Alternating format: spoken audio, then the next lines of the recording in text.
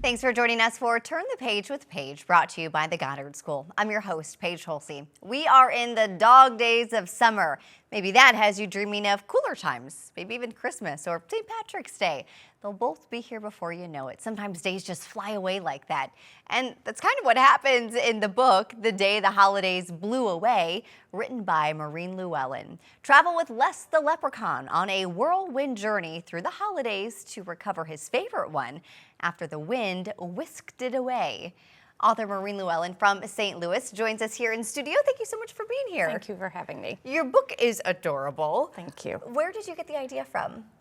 Okay, so I'm a special education teacher, 3 to 5 year olds, and I was trying to find a St. Patrick's Day book like 20 some odd years ago, and there weren't a whole lot to choose from, so I just figured I'll try my hat at it. I love that. You wanted something, so you created the solution. Now, a few years passed in between There that were a time. lot of years that, yes, it was not a very quick solution. It was a very slow moving process, but yes, I did finish it. All good things in time. Yes. We'll talk more about that process in a minute, but I want to jump right into the pages. So tell me more about the storyline itself of The Day the Holidays Blew Away. What happens? So it follows Les the Leprechaun and his friend Calendar, and the months fly away, and he goes out on a journey through all of the holidays to find his holiday. I think it's a great way to even learn the holidays too. Well, that was kind of, working with 3 to 5 year olds, that was kind of my plan to kind of embed school lessons in it and education. So yes, that was part of it.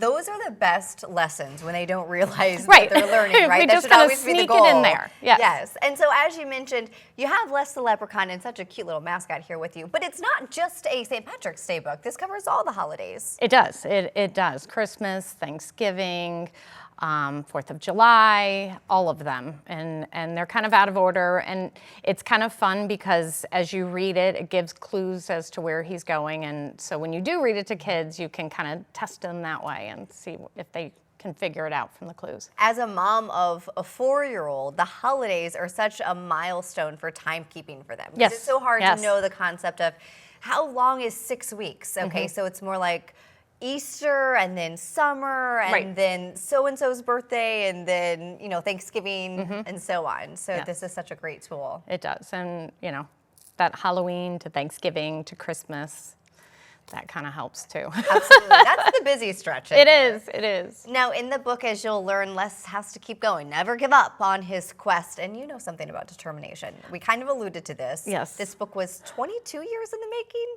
Yeah. Is that right? Yeah. Walk me through that process and the journey. So again, I kind of thought it would just be this fast little process that I thought of an idea and that I would just kind of work from there. And because it's in rhyme, I fought with it a lot. Like I would start writing it and I get really frustrated and I'd shove it away and then I'd pull it back out and try my hand at it again and work a few more pages or a few more sections and then get frustrated. And so I did this for, over 20 years. How did it feel the first time you got to hold it in your hand? Oh my God, it was so exciting. So I sent it, a friend of mine had a couple books under her belt and she had recommended this Storybook Genius Publishing and they accept manuscripts. So I just kind of sent it off and waited. And I really didn't think anything was going to come of it because months had passed. And when they said that they wanted to do it, it was amazing. So when I actually held it in my hands, it was so cool to see their vision for it because they hooked me up with the illustrator. And so I had always had an idea of what I thought it looked like until I saw what their vision of it, and it was a million times better. Oh, I love to hear that. And we talked about determination, but patience, that's also another great lesson, and that maybe you can retell that story when you're sharing the book with the kids, whether it's students at your school or others.